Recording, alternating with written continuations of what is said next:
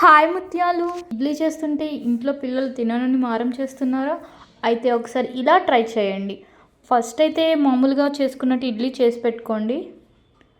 Next వచ్చేసి ఒక pan తీసుకొని అందులో మనం ఇంట్లో చేసుకున్న వెన్న ఉంటుంది కదా, ఆ వెన్న అనేది ప్యాన్లో వేసుకొని హీట్ చేసుకోండి.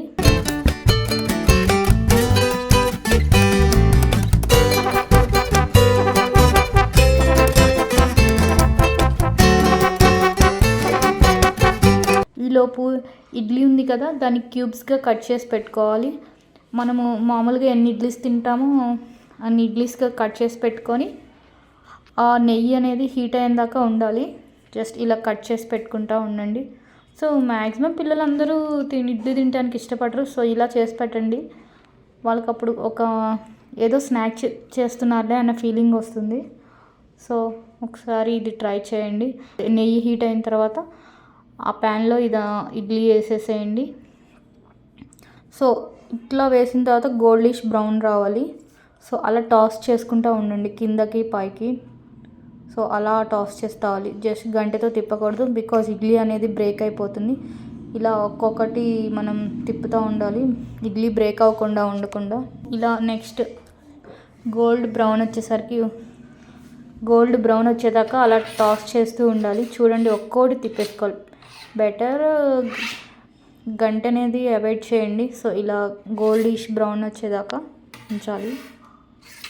చూడండి ఎంత కలర్ఫుల్గా ఉన్నాయో అలా. సో పిల్లలకి ఇలా చేసి పెట్టినా హెల్త్ చేయండి. వచ్చాయి కదా గోల్డిష్ బ్రౌన్ కలర్. సో ఇంకొంచెం రావాలనుకుంటా. సో నెక్స్ట్ మనం ఇందులోకి 3 చిల్లీ పౌడర్స్ యూస్ చేసుకోవచ్చు. మనం ఇంట్లో రొటీన్గా యూస్ చేసుకునే చిల్లీ పౌడర్ కానీ, జస్ట్ మనం కరివేపాకు పౌడర్ చేసుకుంటాం అది కానీ, లేకపోతే ఇడ్లీల పొడి కానీ యూస్ చేయొచ్చు. మీకు ఏది ఇష్టమైతే అది యూస్ చేసుకోండి.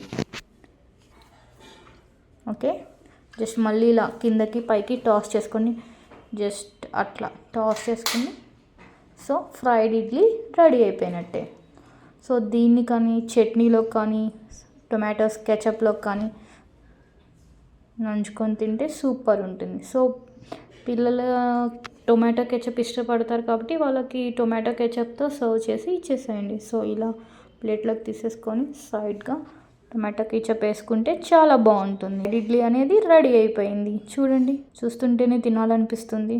డిష్గా టొమాటో కెచప్తో సర్వ్ చేసుకొని మీ పిల్లలకి పెట్టేయండి. Like, share, subscribe my channel for more cooking videos.